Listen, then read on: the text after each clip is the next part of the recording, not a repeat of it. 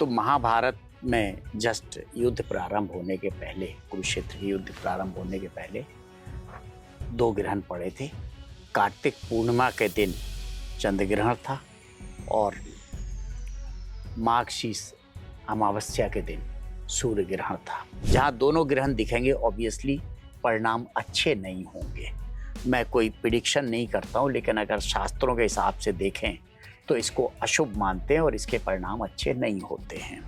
सबको इस बात का इंतजार है कि इस बार जो सूर्य ग्रहण और चंद्र ग्रहण पड़ने वाला है उसका असर क्या होगा। आखिर किन तारीखों को सूर्य ग्रहण और चंद्र ग्रहण पड़ने वाला है। सबसे बड़ा सवाल यह है कि 15 दिन के अंदर ही सूर्य ग्रहण और फिर उसके बाद चंद्र ग्रहण पड़ने का क्या वाकई में कोई बड़ा असर होगा, क्या इसके विपरीत नतीजे भी मिल सकते हैं। कहा यह भी जा रहा है कि इससे पहले साल 2020 में एक ही पखवाड़े के अंदर सूर्य ग्रहण और चंद्र ग्रहण पड़ा था और उसका असर ये हुआ था कि कोरोना की वेव्स आई थी।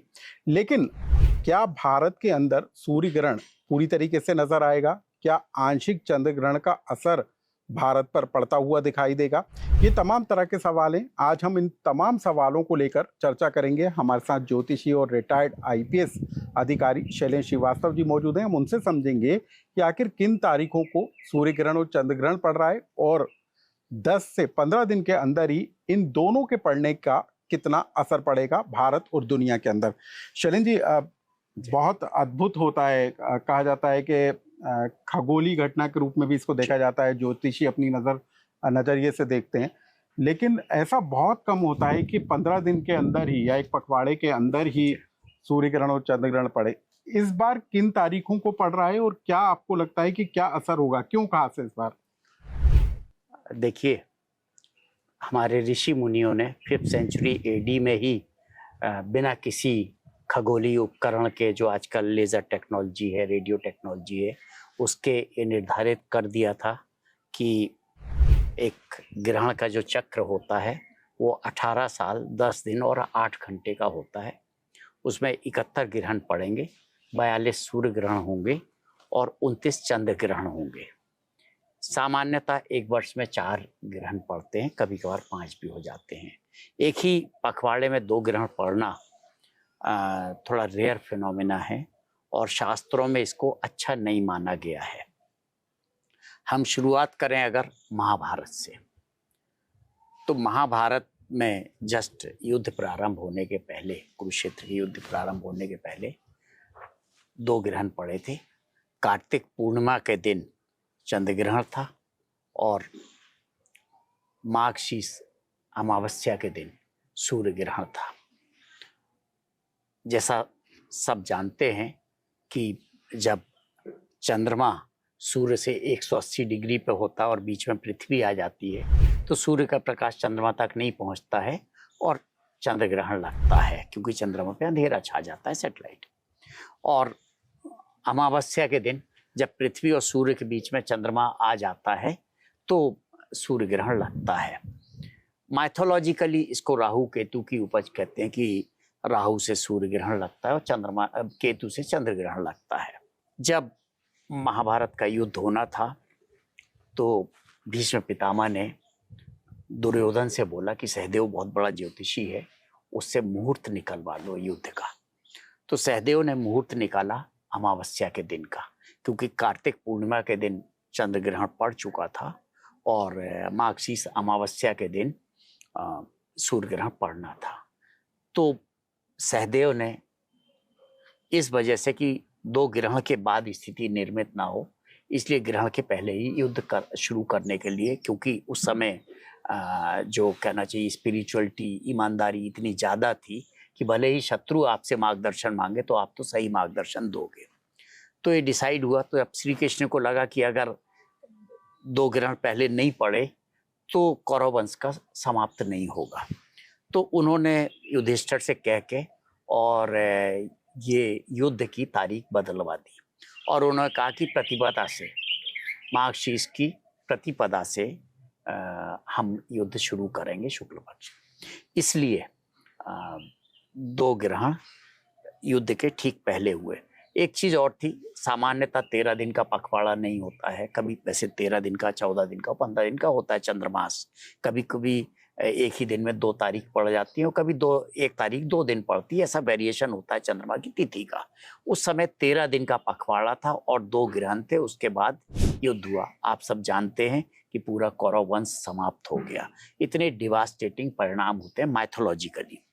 अब अगर हम 2020 का देखें तो 30 नवंबर को चंद्र ग्रहण पड़ा था और फिर उसके बाद 14 दिसंबर को सूर्य ग्रहण पड़ा था 2020 में। और सब जानते हैं कि किस तरीके से फिर कोविड की सेकंड वेव ने और पूरा सब कुछ ख़त्म कर दिया था, कितनी लाइफ्स गई थी, कितना दुष्परिणाम अपने को इसके मिले थे, तो इसको अच्छा नहीं मानते हैं।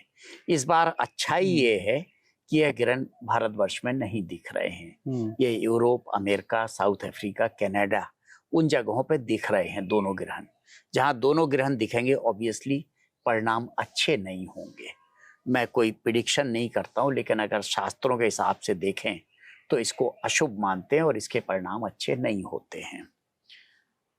ग्रहण के दौरान एक और बहुत अच्छी चीज होती है कि जो मंत्र विद्या, तंत्र विद्या सिद्ध करने वाले होते हैं, तो अमावस्या खास तौर से उनके लिए बड़ा अच्छा होता है और मंत्र सिद्धि अमावस्या के दिन ये लोग करते हैं और ग्रहण के समय करते हैं। उसका कारण एक ये भी है, वैसे तो किसी के लिए भी अगर मंत्र सिद्ध करना हो तो शास्त्रों में कहते हैं कि ग्रहण काले मंत्र जपा कोटि गुण फलस्प्रदा। मतलब ग्रहण के समय जो मंत्र एक बार जाप करते हैं उसका 1 करोड़ गुना फल मिलता है। तो बहुत सारे लोग बताते हैं कि मान लो राहु खराब है तो 43,000 राहु के मंत्र करना है। अब आप खुद तो कर नहीं सकते हैं, किसी को संकल्प दे के कराते हैं। अब बीमार आप हो, दवाई डॉक्टर खा रहा है, तो आदमी ठीक कैसे होगा।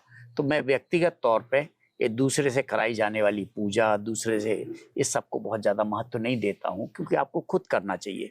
लेकिन अगर आप 43,000 मत और किसी जो स्लो चलने वाले प्लेनेट हैं, वैसे राहु केतु भी 1.5 साल एक उसमें रहते हैं घर में, लेकिन मान लो शनि का करना है, गुरु का करना है तो और ज़्यादा होते हैं। किसी का 1.25 लाख होता है, किसी का 2.25 लाख। तो अगर मंत्र जाप करते रहोगे, शनि कर्म का प्लेनेट है, आपको काम का, प्रोफेशन का, और अगर आप कर्म ना करके और मंत्र जाप करते रहोगे तो 3 या 6 महीने छुट्टी लोगे। और क्या आपके उच्चारण उतने सही होंगे हर मंत्र के? अपन हनुमान चालीसा पढ़ते हैं तो भी कई बार उच्चारण गलत हो जाते हैं। तो वो तो वाइब्रेशन है, एनर्जी है, उसका तो एक उच्चारण सही होना चाहिए। तो इसलिए ग्रहण काल में अगर एक बार भी आप मंत्र पढ़ लो तो आपको 1 करोड़ गुना फल मिलता है। सर ये जानना चाहेंगे कि इस बार कौन कौन सी तारीख को ग्रहण पड़ रहे हैं और कब से कब तक उनका असर होगा, और आप कह रहे हैं कि यदि ग्रहण के दौरान मंत्र का जाप करेंगे तो उसका फायदा होगा, तो लोग कौन सा मंत्र का जाप करेंगे? देखिए, वो डिपेंड करता है कि सामान्यतः तो कहते हैं कि भगवान सूर्य कष्ट में हैं या भगवान चंद्र कष्ट में हैं और इसलिए उनके लिए प्रार्थना करते हैं। बट सबसे अच्छा मंत्र होता है सूर्य गायत्री मंत्र, जो सभी के फल देता है और बचपन से सबको सिखाया जाता है कि हर परेशानी में गायत्री मंत्र काम आता है। बाकी बहुत सारे मंत्र हैं, महामृत्युंजय जाप करते हैं स्वास्थ्य के लिए, गायत्री मंत्र करते हैं, लक्ष्मी जी का जाप करते हैं, हनुमान चालीसा पढ़ लो तो 1 करोड़ गुना फल मिलेगा। हनुमान जी कलयुग के सबसे दयालु देवता हैं, तुरंत प्रसन्न हो जाते हैं। तो अगर एक बार भी आप हनुमान चालीसा पढ़ लो ग्रहण के समय, इस बार क्योंकि इंडिया में दुष्प्रभाव होते हैं ग्रहण के, इस बार इंडिया इससे प्रभावित नहीं होगा क्योंकि भारतवर्ष में दोनों ग्रहण नहीं देखे जा रहे हैं। पहला ग्रहण पड़ रहा है 12 तारीख को इसी महीने में, दूसरा 28 तारीख को। सर लेकिन यदि भारत पर इसका असर नहीं है तो क्या देश के लोगों को कुछ करने की जरूरत है या उनको कोई चिंता करने की जरूरत नहीं है? लोग कहते हैं सूतक लगता है, तो हिंदुस्तान में तो लग नहीं रहा सूतक, इसलिए बस एक खगोलीय घटना की तरह देखते रहें, हमारे ऊपर कोई असर नहीं होगा इस बार। सर ये भी जानना चाहेंगे कि और क्या आगे क्या, यानी आप कह रहे हैं कि यदि भारत में इसका असर नहीं होगा, यहाँ पर नजर नहीं आएगा, लेकिन जिन कंट्रीज, जिन देशों में वो नजर आएगा, असर डालेगा, तो क्या वहाँ पर कोई बड़ी घटना देखने को मिल सकती है? क्योंकि अभी तो युद्ध भी चल रहा है अमेरिका, ईरान, इजराइल के बीच। मैंने आपसे कहा मैं प्रिडिक्शन नहीं करता, लेकिन हमारे धर्मशास्त्र बताते हैं, माइथोलॉजी बताती है, ये शुभ नहीं होते हैं। तो जरूर उसके कुछ ना कुछ अशुभ परिणाम उन स्थानों पे मिलेंगे। तो सर यदि उन स्थानों पर यदि कोई अशुभ होता है, कुछ गलत होता है, तो उसका असर तो क्योंकि दुनिया पर ही पड़ता है, तो क्या अब मैं इतना बड़ा प्रेडिक्शन नहीं करता। तो सर अब क्या माने इसके बाद अगली बार कब नजर आएगा वो ग्रहण? तो फिक्स होता है ना, उसका तो फिक्स है, साइकिल है। मैंने आपको बताया 18 साल 10 दिन 8 घंटे में 71 ग्रहण पड़ते हैं। सामान्यतः एक वर्ष में 4 ग्रहण पड़ते हैं। पूर्णमासी के दिन चंद्र ग्रहण पड़ता है और अमावस्या के दिन सूर्य ग्रहण। तो सर क्या इस बार यदि देश के अंदर उसका असर नहीं होगा तो क्या हमारे यहाँ सूतक लगेगी कि नहीं लगेगी, नहीं या लगेगी। फिर मंदिर के पट बंद होंगे या नहीं? लगना नहीं चाहिए। बाकी जो कर्मकांड वाले या पूजा वाले जो पंडित जी लोग होते हैं वो डिसाइड करेंगे। मेरे हिसाब से सूतक हिंदुस्तान में नहीं लगना चाहिए।